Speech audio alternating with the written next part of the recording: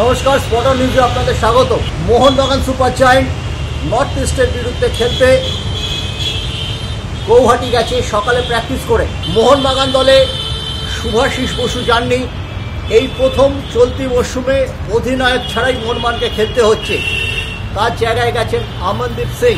Rodriguez suspend card সমস্যার জন্য, কিন্তু তার জায়গায় কোনো ডিফেন্ডার যাননি, কারণ আশিক কুরিয়ানকে সেখানে খেলানো হচ্ছে এবং সেই জন্য সুয়েল ভাটকে নিয়ে যাওয়া হচ্ছে।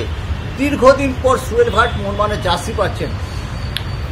মোহনবাগান ওখানে কোনো প্র্যাকটিস সেশন রাখেনি, কলকাতায় প্র্যাকটিস করেই মোহনবাগান গেছে। পাশাপাশি পেড্রো বোনালি আইএসএল মিডিয়াকে জানিয়েছেন, আমার হাতে অনেক তুরুপের তাস আছে, আমার ডিফেন্স জমাট, নেস্টার এবং আলাদিনের মতো স্ট্রাইকার আছে। মোহনবাগানের খেলা আমি দেখে এসেছি, আমার হোমওয়ার্ক সারা। কালকে কিন্তু আমি মোহনবাগানের পরীক্ষা নেব।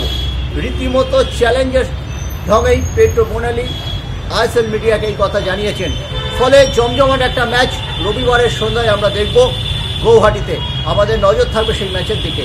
এটাই ছিল মোহনবাগান শিবিরের আপডেট।